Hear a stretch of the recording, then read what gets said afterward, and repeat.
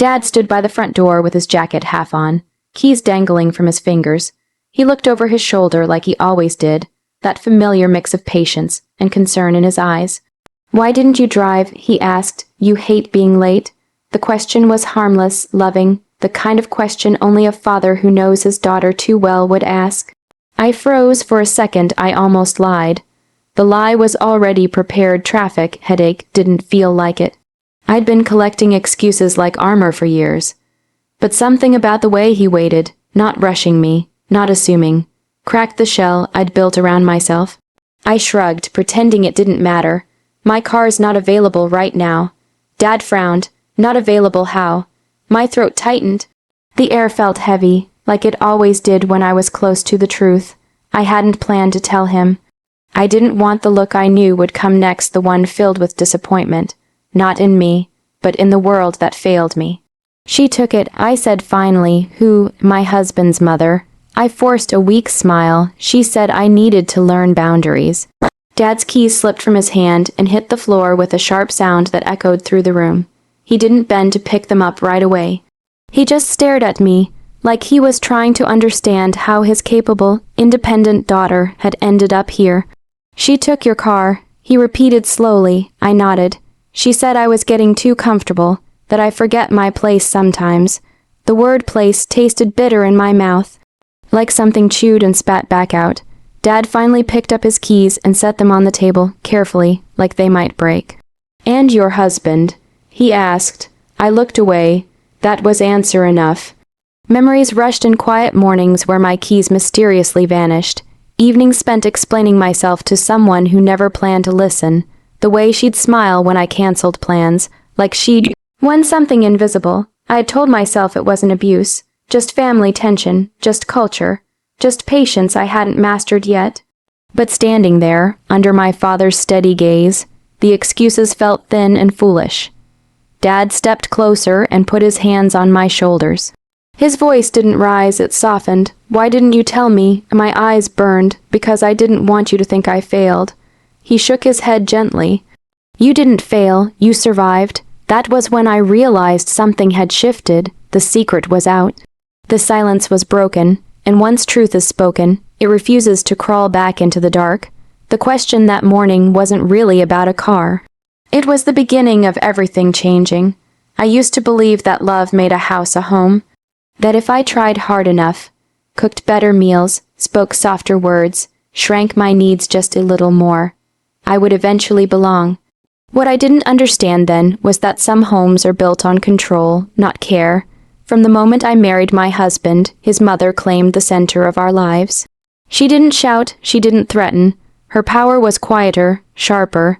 It lived in raised eyebrows, long pauses, and sentences that sounded like advice but felt like orders. "This is how wives behave," she'd say, rearranging my kitchen drawers while I watched. "You're too modern." She'd whisper, like it was an illness. "Respect comes before freedom." At first, I thought she was trying to help. I told myself she was just protective of her son. I told myself I could earn her approval. I never did. The car became the first real boundary she crossed. I bought it before the marriage with my own money, after months of saving. To me, it meant independence. To her, it meant rebellion. "You go out too much," she said one morning, holding my keys between her fingers. "People will talk." "About what?" I asked. She smiled. "Exactly." After that, permission replaced choice. I had to explain where I was going, why I needed to go, and when I would be back. If my answers didn't satisfy her, the keys stayed with her. My husband called it compromise. "It's temporary," he said. "Just keep the peace." But peace, I learned, always came at my expense. The house felt smaller every day. Conversations stopped when I entered rooms. My opinions were labeled disrespect. My silence was praised. I learned how to disappear without actually leaving. At night, I lay awake beside a man who loved me quietly, but defended me never. His loyalty belonged to the woman who raised him, not the one who stood beside him. Sometimes I wondered if this was my punishment for wanting more. I stopped inviting friends over. I stopped visiting my family as often. It was easier than answering questions I wasn't ready to face. Easier than admitting that the life I'd chosen was slowly erasing me. And still, I stayed, because leaving felt like failure. Because I believed endurance was strength. Because every time she smiled at my obedience, I mistook it for acceptance. But control doesn't soften with time, it tightens. The car wasn't just transportation. It was the first thing she took that proved she could. And once she knew that, nothing in that house truly belonged to me anymore. After I told my father the truth, something inside me refused to go back to sleep. The fear was still there, heavy and familiar, but it no longer controlled the room. For the first time in years, I felt backed by something stronger than endurance clarity. Dad didn't demand I leave. He didn't insult my husband or his mother. He simply said, "You have options." No one had said that to me in a long time. Those words followed me home. The house looked the same: clean floors, carefully arranged furniture, her presence lingering even when she wasn't in the room. But I had changed. I noticed things I used to ignore. How my shoulders tensed when she spoke, how I measured every sentence, how silence had been trained into me. That evening, she placed the car keys on the table, without looking at me. "You'll use it when I say," she said calmly. "I don't want neighbors asking questions." Something steady rose in my chest, not anger, not fear, resolve. "I'm taking my car," I replied. She laughed softly, the way someone laughs when they think they still hold the power. "You don't talk back in my house." I met her eyes, "then I won't live in it." The room fell quiet. My husband finally looked up from his phone. "You're overreacting," he said. "Why are you making things difficult?" I didn't answer him. I realized then that explaining myself had only ever fed the problem. I walked to the table, picked up the keys, and closed my fingers around them.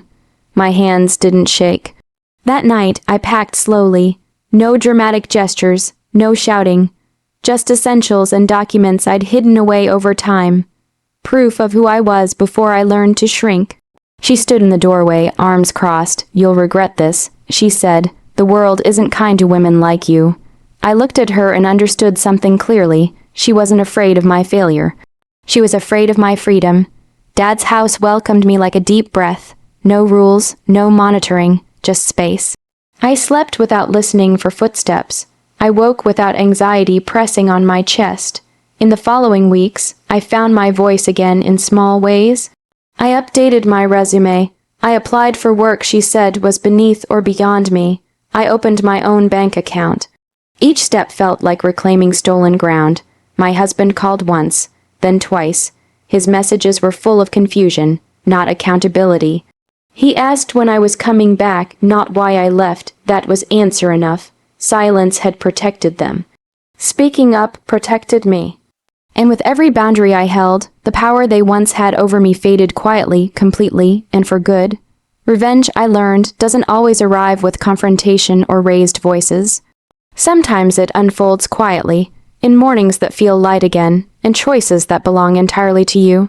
Mine came wrapped in ordinary days that no longer felt heavy. I got the job she once laughed at. The one she said was unrealistic, unnecessary, too bold for a woman who should focus on her home.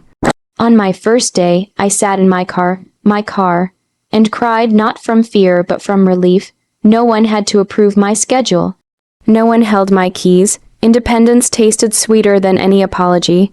Word traveled back to her, as it always did. I heard through relatives that she was telling people I was ungrateful, unstable, disrespectful, that I abandoned a good family for pride.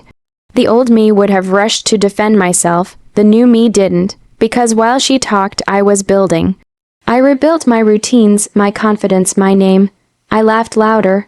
I visited my father often, grateful for the way he never said "I told you so." He watched me with quiet pride, the kind that heals things words can't. One afternoon, my husband showed up unannounced. He looked smaller somehow, less certain. He spoke about compromise, about misunderstandings, about how his mother didn't mean it that way. I listened without interrupting. Then I said, I won't compete with her for space in my own life. He didn't argue. Maybe he finally understood. Or maybe he just ran out of excuses. That was the last conversation we had. The true revenge wasn't watching them lose control. It was realizing they no longer had any over me. Her rules couldn't reach me. Her opinions carried no weight. The place she tried to put me in no longer existed. Sometimes I still drive past the old house, not out of longing, out of gratitude. It reminds me how far I've come. I am no longer careful with my dreams. I no longer apologize for wanting more. I no longer confuse endurance with love. If she ever wonders what became of the woman she tried to silence, I hope she hears it through someone else's voice, that I am thriving. That I am peaceful, that I am free, that is the sweetest revenge of all. Not bitterness, not victory, but a life so full and well, lived that her shadow can't reach it any more.